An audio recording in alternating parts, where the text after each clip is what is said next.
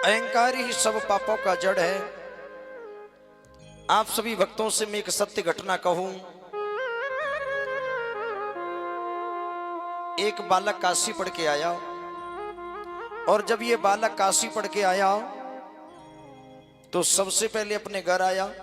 पहले पिताजी को प्रणाम करता था, पैर छूता था, लेकिन जब ये काशी से विद्वान बन के आया तो इसने पिताजी को पैर नहीं छुआ, प्रणाम नहीं किया।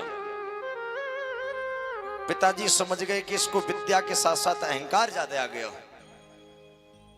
पिताजी ने एक प्रश्न कर दिया, बेटा काशी से विद्या पूरी हो गई? बोले हाँ पिताजी पूरी विद्या हो गई, मैं पूर्ण विद्वान हूं, कहीं से भी कुछ पूछ लो। पिताजी बोले बेटा ज्यादा तो नहीं पूछना है, सिर्फ मेरे एक प्रश्न का जवाब दे दो कि पाप का बाप क्या है। अब इसने सोचा पाप का बाप कहीं लिखा होगा शास्त्रों में। अब इसने जितने भी शास्त्र पढ़े थे सब पलटे, लेकिन कहीं उसको ये नहीं मिला कि पाप का बाप क्या है। सबको पलटा, कहीं इसको ये नहीं मिला कि पाप का बाप क्या है। इसने सोचा हो सकता है उस दिन मैं विद्यालय में ना हूं तब ये पढ़ाया गया हो कि पाप का बाप क्या है। बोला पिताजी हो सकता है मैं इसको पढ़ने से मुझसे रह गया, अब मैं दोबारा पढ़ने जा रहा हूं और ये बताऊंगा आपको पाप का बाप क्या है। पिताजी बोले बेटा अभी तो आप ये कह रहे थे मैं तो पूर्ण विद्वान बन चुका हूं, कहीं से कुछ भी पूछ लो।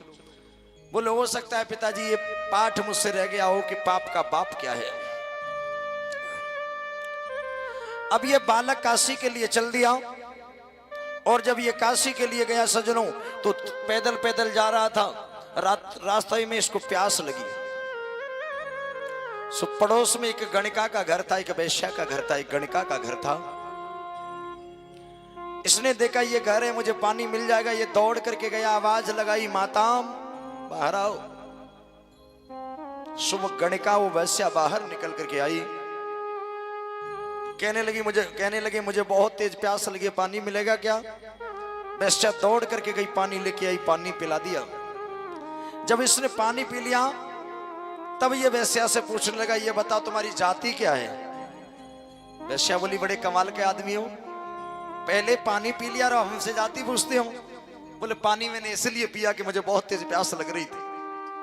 अब ये बताओ तुम्हारी जाति क्या है? वैश्या कहने लगी मेरी जाति, मैं एक वैश्या हूं, एक गणिका हूं। ये बोला राम राम राम, हमसे तो पाप हो गया, हमने एक वैश्या के घर का जल पी लिया, पाप हो गया। वैश्या बोली पंडित जी अब तो तुमने पी लिया। अब इसने हाथ जोड़े राम राम, ये तो बहुत बड़ा अपराध हो गया, मैंने गणिका के घर का जल पी लिया। वैश्या बोली पंडित जी पानी तो तुमने पी लिया, आज रात्रि को हमारे घर ही विश्राम कर लो। बोले राम राम, ये वैश्या और हम ब्राह्मण इसके घर बैठेंगे, हम इसके घर पानी पिएंगे, इसके घर सोएंगे।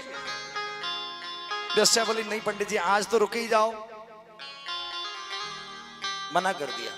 बोले आज तो रुक जाओ। बोले नहीं नहीं मैं तुम्हारे घर नहीं रह सकता। वैश्या बोली पंडित जी 5 सोने की मोहर दूंगी। ये बोला ठीक है हम रुक जाएंगे, लेकिन वस्त्र जो है धुले हुए होने चाहिए। बोले ठीक है। अब जैसे ये रुकी, शाम का समय आया। बोले पंडित जी अब रुक तो गई हो तो भोजन भी कर लो, मैं भोजन बना दूं। बोले नहीं नहीं नहीं राम राम, हम तेरे घर रुक गए इसका मतलब तेरे हाथ का भोजन भी खाएंगे, हम भोजन नहीं करेंगे।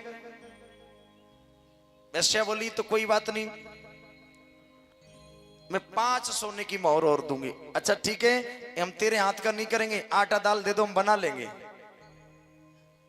5 सोने की मोहर और दे दी। अब वो बनाने बैठी, जैसे तैसे लकड़ी कंडा इकट्ठी किए बनाने बैठे। वैश्या बोली पंडित जी क्यों बनाओगे, मैं हूं तो मुझसे ही बनवा लो। बोले राम राम राम, तेरे घर रुक गया, तेरा आटा दाल ले लिया, इसका मतलब मैं तेरे हाथों का भोजन खाऊंगा। पंडित जी 5 सोने की मोहर और दूंगी। बोले अच्छा ठीक है नहा के बनाना। स्नान कर लिया। अब वो बनाने लगी, जब बनाने लगी सज्जनों, जब बना रही है, भोजन बनकर के तैयार हुआ, थाली को परोसा। अब पंडित जी खाने लगे। बोले रुको रुको, मैं तुम्हारे हाथ का नहीं खा सकता, मैं अपने आप परोसूंगा। परोस लिया। वो वैश्या कहने लगी बोले एक बात और कहूं? हाँ, एक गिलास मेरे हाथ से खा लो। बोले राम राम, इतना बड़ा अपराध मैं करूंगा? तेरे घर रुक गया, तेरे यहाँ वस्त्र पहन लिए, रात्रि को विश्राम करूंगा, लेकिन इसका मतलब ये नहीं है मैं तेरे हाथों से भोजन करूंगा। बोले 10 सोने की मोहर और दूंगी। बोले अच्छा ठीक है, तो दूर से खिलाना। अब जैसे ही उस गड़िका ने एक गिलास को तोड़ा है और मुंह की तरफ लेके पंडित जी ने मुंह को फाड़ा, झट मुंह पे एक चांटा दिया वैश्या ने। कहने लगी राम राम, तूने अपराध कर दिया, एक ब्राह्मण को तूने मारा है, तुझे पाप लगेगा। बोले पाप अपराध मैंने नहीं किया, अपराध तो तुमने कर दिया। क्यों? मेरे घर का आप जल पीने के अतिरिक्त और कुछ पीने को तैयार नहीं थे, और मैंने 5-5 करके सोने की मोहर तुम्हें दे दी, तो वो काम करने के लिए तैयार हो गए जिसको तुम करने के लिए कतई तैयार नहीं थे। और जाओ, तुम्हारे प्रश्न का जवाब यही हो गया, पाप का बाप कोई और नहीं है, लोभ ही पाप का बाप है। लोभ बस सब कुछ हो जाता है, लोभ ही पाप का बाप है। अपने घर चली जाओ, पिताजी को बता देना लोभ ही पाप का बाप है।